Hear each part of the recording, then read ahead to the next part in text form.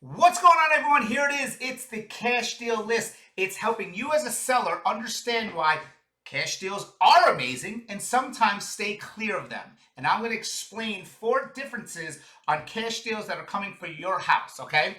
So we're going to start with number 1. You get an offer, and the reason I put buyer as blank is just a buyer that they have money, whether they sold the property or they're pulling out money from a 401k or they just got money. And they're making an offer and they're choosing not to use financing, mortgage. They're just going to use cash. Great. That's as good as it gets, right? So how you make that better is you make sure that the escrow is at least 2%. At least, I say. And the reason is because if they already put down $1,000 in escrow and they walk away, what's $1,000 to them, right? So after the inspection time frame is over, which in this market, make sure that the time frame is as small as it can be, right? The small amount of time. That's it. At that point, the escrow is non-refundable unless you have something else written down or written in the contract. As a normal deal, inspection, that's it. Escrow, non-refundable, right? It's great. That right there is a perfect cash deal. And this is why when you're buying a house and you're getting a loan, it's hard to compete with something like that. And I tell a lot of buyers, the only way to compete is to waive your finance contingency pretty much, right? Because a buyer who's buying cash, who's just coming straight in to buy the property, has no finance contingency, right? So this is the ultimate when they say cash is king, okay? Now you're gonna get to a couple different scenarios. When I say independent investor, I say like me, I'm non-corporate, right? And I'm just coming in to buy a property. Now, obviously I should be doing my numbers before I buy it. The one thing, I'm just gonna jump off real quick. The one thing that's boggling my mind is houses that are $200,000 now, let's say that used to be $150, these investors were coming in and offering $120, $130 a couple years ago. Now that they're $200, they're offering $200.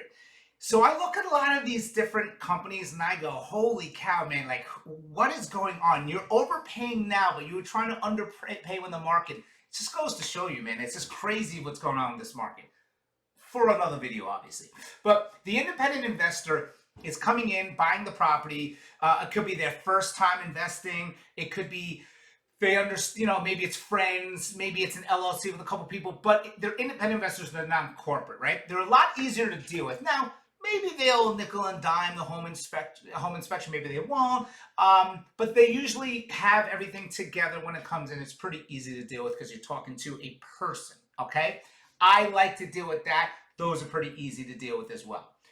The flip, you're not really seeing a lot of flips right now.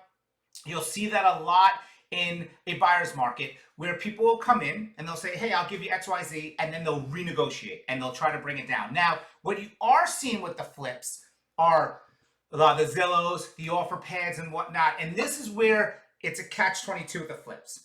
In a buyer's market, people will come in, lowball you, or they'll get you in contract, renegotiate, and come super low and nitpick everything. In this market, it's almost like, we'll buy your home cash, we'll do this, oh, whatever. And then it's, boom, I'm going to hit you with all these fees and everything. And then I'm going to take your house and put it right back on the market. So as a seller, what you should be doing, if you need to sell, in all honesty, put your house on the market right away. And also deal with Zillow OfferPad and see what happens within 7 days. Because these companies are just buying your house to make money off you by charging you the commission that's extremely high and then putting it back on the market anyway, right? So it's almost like you're just giving up money. This is the only market in the last century that you'll know in 7 days if you're going to sell your house for well more than it's worth. And you probably have more than an 80% chance that's going to happen because people are overpaying for everything.